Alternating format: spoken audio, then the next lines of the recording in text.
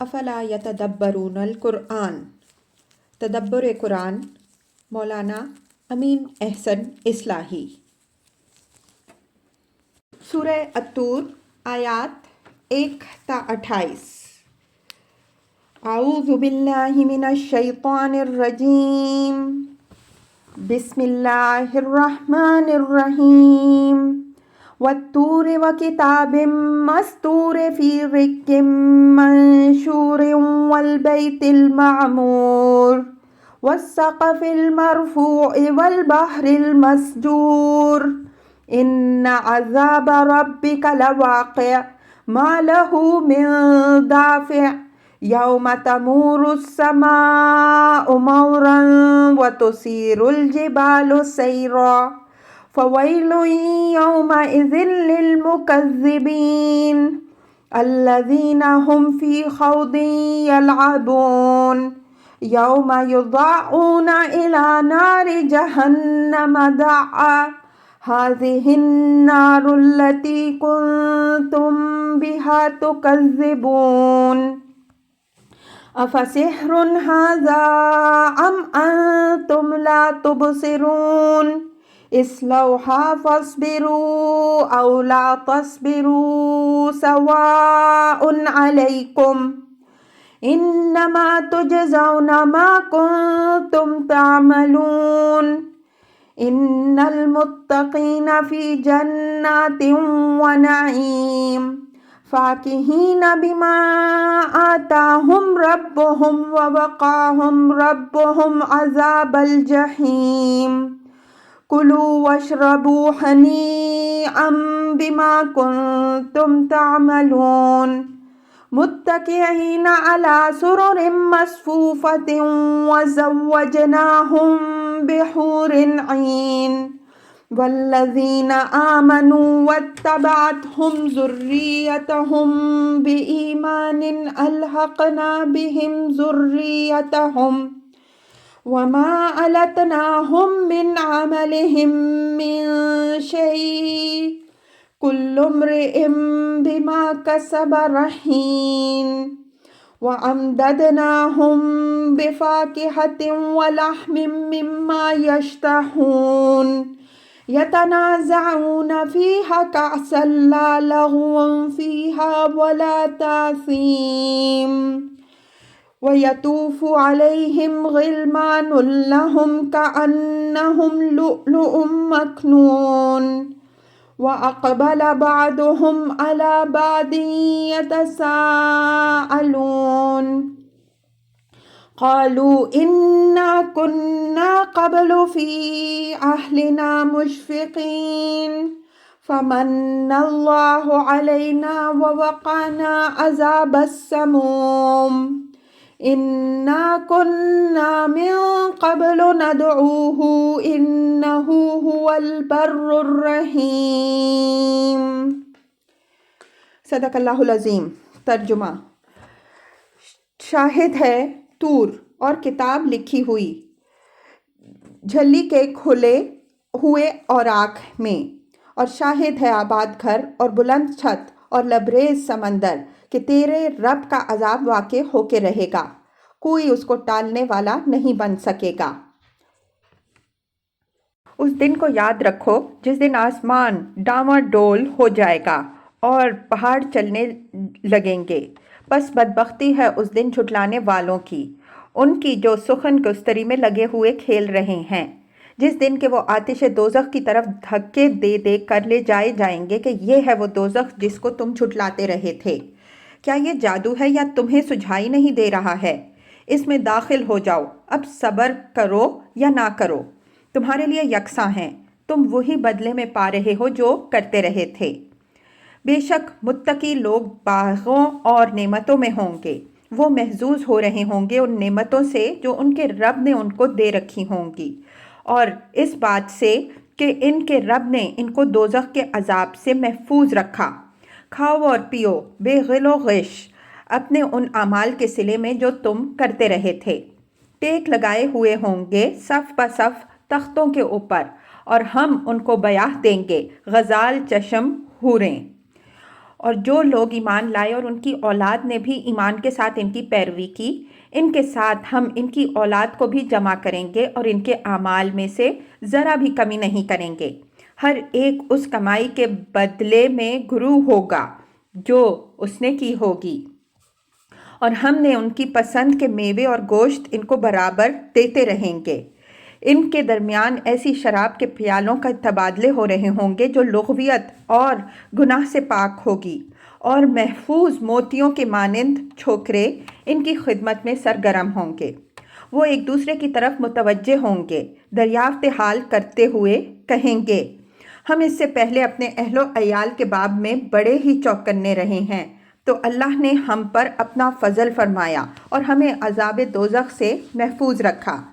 ہم اس سے پہلے اسی کو پکارتے رہے تھے، بے شک وہ بڑا ہی باوفا اور مہربان ہے۔ الفاظ کی تحقیق اور آیات کی وضاحت۔ وَالطُّورِ، واو یہاں قسم کے لیے ہے اور یہ وضاحت اس کے محل میں تفصیل سے ہو چکی ہے۔ نوٹ: ملاحظہ ہو اقسام القرآن مؤلفہ امام حمید الدین فراہی کہ قرآن میں جو قسمیں کھائی گئی ہیں بیشتر اس دعوے کی شہادت کے لیے کھائی ہیں جو اس قسم کے بعد بطور مقسم علیہ مذکور ہوا ہے۔ یہاں مقسم علیہ، جیسا کہ ہم نے تمہید میں اشارہ کیا، ان عذاب ربک لواقع، بے شک تیرے رب کا عذاب واقع ہو کے رہے گا ہے۔ اس وجہ سے طور کی قسم لازماً اس دعوے پر شہادت کے لیے کھائی گئی ہے۔ چنانچہ قسم کے اسی مفہوم کو پیش نظر رکھ کر ہم نے اس کا ترجمہ شاہد ہے طور کیا ہے، اور یہ ترجمہ ہمارے نزدیک زیادہ معنی خیز ہے۔ طور سے مراد وہی جبل طور ہے جس کا ذکر مختلف پہلوؤں سے قرآن میں بار بار ہوا ہے۔ اسی طور کی ایک مقدس وادی طوٰ میں حضرت موسیٰ علیہ السلام کو مدین سے واپس ہوتے ہوئے پہلی بار خدا کی تجلی کا مشاہدہ ہوا۔ یہیں وہ شرف رسالت سے مشرف ہوئے اور حکم ہوا کہ وہ فرعون اور اس کی قوم کے پاس منذر بن کر جائیں اور اس کو آگاہ کر دیں کہ اگر وہ اپنی سرکشی سے باز نہ آیا تو اپنی قوم سمیت اللہ کے عذاب کی زد میں آ جائیں گے۔ پھر فرعون کی ہلاکت کے بعد اسی طور پر اللہ تعالیٰ نے حضرت موسیٰ علیہ السلام کو تورات دینے کے لیے بلایا۔ حضرت موسیٰ علیہ السلام کی غیبت کے دوران میں جب بنی اسرائیل گوسالہ پرستی کے فتنہ میں مبتلا ہوئے تو اسی طور کے دامن میں اپنی قوم کے سرداروں کو لے کر حضرت موسیٰ علیہ السلام اجتماعی توبہ کے لیے حاضر ہوئے۔ اسی موقع پر اللہ تعالیٰ نے سارے طور کو ہلا دیا اور بنی اسرائیل کو متنبہ فرمایا کہ اللہ تعالیٰ اپنی کتاب تورات دے کر تم سے جو وعدہ لے رہا ہے، اگر اس عہد پر تم استوار نہ رہے تو یاد رکھو کہ اس کی قدرت یہ بھی ہے کہ اسی پہاڑ سے تمہیں کچل کر رکھ دے۔ اپنی ان گوناگوں خصوصیات کے سبب سے جبل طور اس دعوے کی صداقت و شہادت کا ایک عظیم تاریخی نشان ہے جو اس قسم کے بعد مذکور ہوا ہے۔ چنانچہ اسی خصوص کی بنا پر اس کی قسم سورہ تین میں بھی کھائی گئی ہے، اور وہاں بھی، جیسا کہ سورہ تین کی تفسیر میں انشاءاللہ ہم واضح کریں گے، اسی جزا و سزا ہی کے پہلو سے اس کی قسم کھائی گئی ہے۔ بعض لوگوں نے لفظ طور کو یہاں عام پہاڑ کے معنی میں لیا ہے، لیکن یہ قول مختلف وجوہ سے کمزور ہے۔ اول تو قرآن کی تعویل معروف معنی کے لحاظ سے کرنی چاہیے۔ لفظ طور عبرانی یا سریانی میں پہاڑ کے معنی میں ممکن ہے آتا ہو، لیکن عربی میں یہ اس معنی میں معروف نہیں۔ قرآن میں یہ لفظ بار بار آیا ہے اور ہر جگہ علم ہی کی حیثیت سے آیا ہے۔ دوسرے یہ کہ پہاڑ کے معنی لینے کی صورت میں مقسم علیہ کے ساتھ اس کی مطابقت باقی نہیں رہتی، درحالانکہ یہ چیز ضروری ہے ورنہ قسم بے محل ہو جائے گی۔ وَكِتَابٍ مَّسْطُورٍ، کتاب مستور سے مراد یہاں تورات ہے۔ اس کا ایک واضح قرینہ تو یہ ہے کہ اس کا عطف طور پر ہے، اور یہ کتاب اللہ تعالیٰ نے حضرت موسیٰ علیہ السلام کو طور ہی پر عطا فرمائی۔ دوسرا قرینہ یہ ہے کہ اس کی صفت فی رق منشور آتی ہے۔ رق باریک کھال کو کہتے ہیں جو زمانہ قدیم میں لکھنے کے لیے مصرف میں آتی تھی، اور تاریخوں سے معلوم ہوتا ہے کہ تورات شروع میں صاف کی ہوئی باریک کھالوں ہی پر لکھی جاتی تھی، جو تومار کی شکل میں لپیٹ کر رکھی جاتی اور تلاوت کے وقت ان کو پھیلا لیا جاتا۔ ان قرائن کی موجودگی میں تورات کے سوا کسی اور کتاب کو مراد لینے کی کوئی گنجائش نہیں ہے۔ بعض لوگوں نے اس سے دفتر اعمال کا مراد لیا ہے، لیکن یہ اس کا محل نہیں ہے۔ اس کی شہادت اس دنیا میں نہیں بلکہ آخرت میں مؤثر ہو سکتی ہے۔ مقسم علیہ کے ساتھ بھی اس کا تعلق بالکل واضح ہے۔ جس طرح طور اللہ تعالیٰ کے قانون مجازات کا ایک تاریخی نشان ہے، اسی طرح تورات بھی ایک عظیم تحریری ریکارڈ ہے جس میں اللہ تعالیٰ کا قانون مجازات بھی نوشتہ ہے، اور اس قانون کے تحت اس نے دنیا میں قوموں کے ساتھ جو معاملات کیے ہیں ان کی تاریخ بھی محفوظ ہے۔ اس تاریخ کو پڑھیے تو معلوم ہوگا کہ مکافات عمل کا قانون حضرت آدم علیہ السلام کے وقت سے برابر جاری ہے، اور اس کا یہ تسلسل اس امر کی دلیل ہے کہ یہ برابر جاری رہے گا، یہاں تک کہ ایک ایسا دن بھی آئے گا جس میں اللہ تعالیٰ کے عدل کامل کا ظہور ہوگا۔ اس دن جس نے ذرہ برابر بھی برائی کی ہوگی وہ اس برائی کی سزا بھگتے گا، اور جس نے رائی کے برابر بھی نیکی کی ہوگی وہ اس کا صلہ پائے گا۔ لفظ کتابن کی تنکیر اس کی شان کے اظہار کے لیے ہے۔ اس وجہ سے قرآن سے پہلے یہی کتاب ہے جو اللہ تعالیٰ نے خلق کی ہدایت اور آخرت کے عذاب سے ڈرانے کے لیے اتاری، اور جس کے بنیادی احکام تحریری شکل میں حضرت موسیٰ علیہ السلام کو عنایت فرمائے۔ اس سے پہلے حضرات انبیاء علیہم السلام نے جو تعلیم دی وہ تمام تر زبانی تھی۔ ان تعلیمات کو تحریر کی شکل میں لانے کا آغاز اسی کتاب سے ہوا، اس وجہ سے اس کا ذکر خاص اہمیت کے ساتھ ہوا۔ اس تعلیم بالقلم سے خلق پر اتمام حجت کے جو پہلو ظہور میں آئے ہیں، ان پر انشاءاللہ سورہ رحمان اور سورہ علق کی تفسیر میں ہم روشنی ڈالیں گے۔ فی رق منشور، لفظ رق کی تحقیق اوپر بیان ہو چکی ہے۔ اس کتاب کے پھیلے ہوئے اوراق میں ہونے کا حوالہ یہاں خلق پر اتمام حجت کے پہلو سے ہے، یعنی یہ کوئی ڈھکی چھپی بات نہیں ہے بلکہ ایک آشکارا حقیقت ہے جو بالکل کھلے اور پھیلے ہوئے اوراق میں بیان ہوئی ہے۔ جو شخص چاہے اس کو پڑھ سکتا ہے، اور اگر پڑھ نہیں سکتا تو اس کو پڑھوا کر سن سکتا ہے، بلکہ اس کو یہ حق حاصل ہے کہ وہ اس کتاب کے حاملین سے مطالبہ کرے کہ وہ اس کو بتائیں اور سنائیں کہ اس کتاب میں اللہ تعالیٰ نے کیا بیان فرمایا ہے۔ یہ امر یہاں ملحوظ رہے کہ اہل عرب دینی معاملات میں اہل کتاب کی برتری تسلیم کرتے رہے ہیں، چنانچہ جگہ جگہ قرآن نے ان کو توجہ دلائی ہے کہ اگر وہ نہیں جانتے تو اہل کتاب سے پوچھ لیں۔ پھر یہ بات بھی ہے کہ تورات میں حضرت ابراہیم علیہ السلام اور حضرت اسماعیل علیہ السلام کی تاریخ بیان ہوئی ہے، اور اہل عرب اس بات کے مدعی تھے کہ وہ جس دین پر ہیں وہ ان کو اپنے انہی اجداد سے وراثت میں ملا ہے۔ گویا ان کے لیے یہ ایک لطیف اشارہ ہے کہ وہ اس کتاب سے معلوم کر سکتے ہیں کہ ان کے اجداد نے ان کو جزا و سزا سے ڈرایا ہے یا نہیں۔ لفظ منشور میں وقت کے یہود پر نہایت لطیف تعریض بھی ہے۔ قرآن میں یہ بات جگہ جگہ بیان ہوئی ہے کہ یہود اپنے صحیفوں کی بہت سی باتیں چھپاتے تھے۔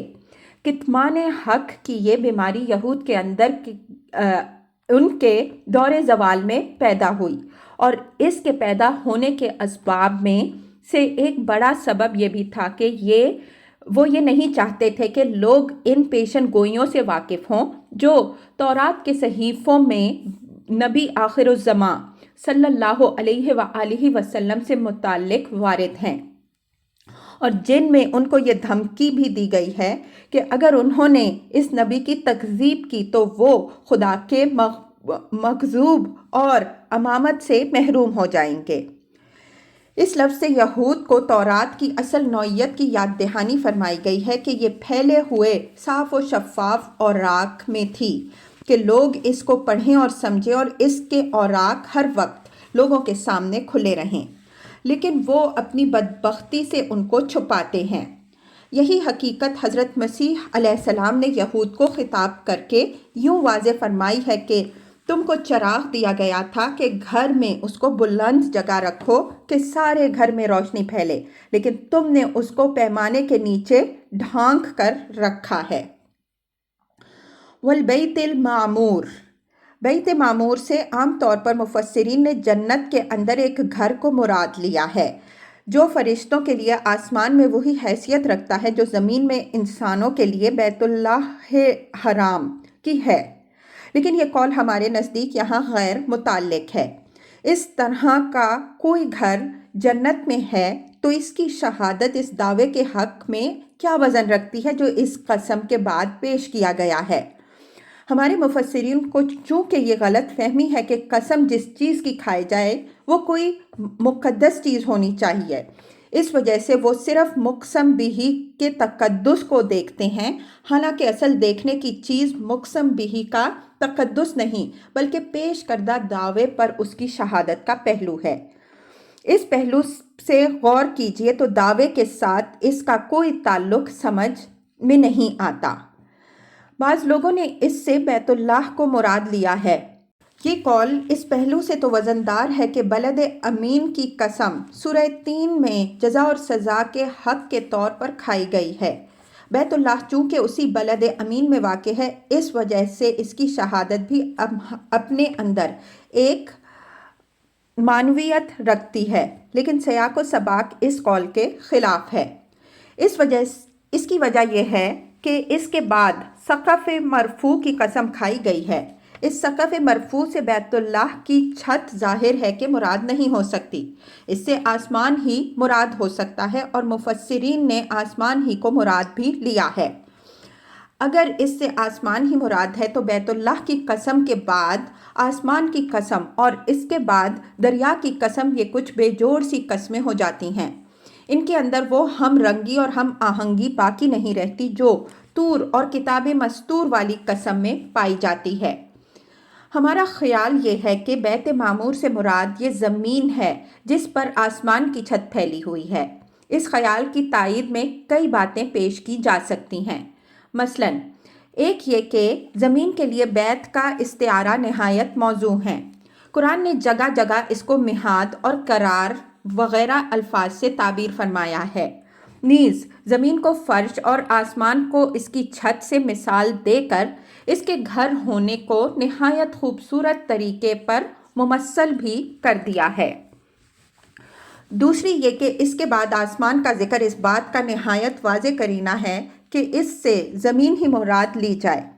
قرآن میں جہاں جہاں اللہ تعالیٰ کی عظیم نشانیوں کی طرف توجہ دلائی گئی ہے، زمین اور آسمان دونوں کا ذکر ساتھ ساتھ ہوا ہے۔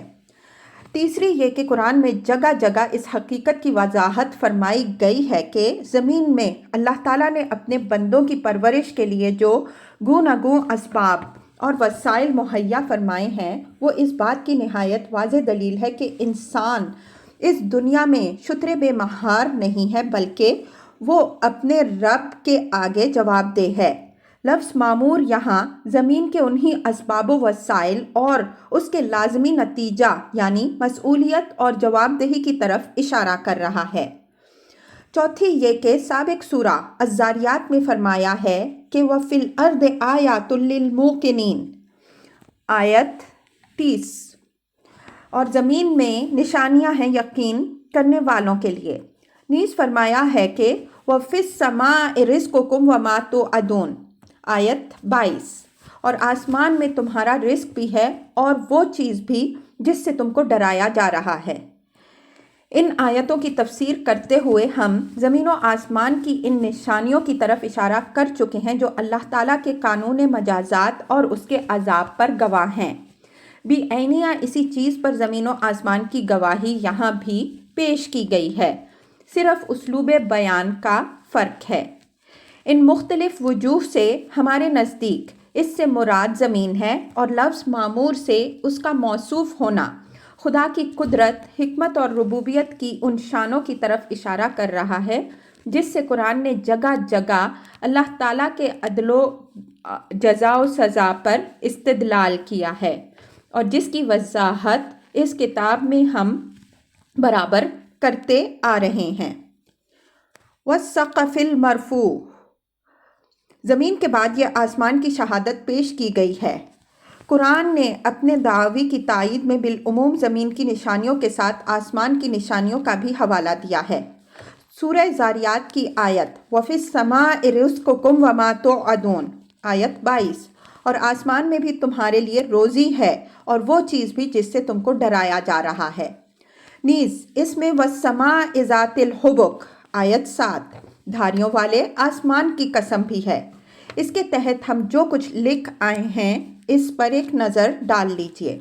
इससे मालूम हो जाएगा कि मातूब कौमों की तबाही में आसमान और अब्रो हवा के तसर्रुफ़ात को कितना दखल रहा है। आसमान का ज़िक्र कुरान में मौका व महल की रियायत से मुख्तलिफ सिफ़ात के साथ हुआ है। यहाँ इसको सक़फ़ मरफ़ू से ताबीर फरमाया है।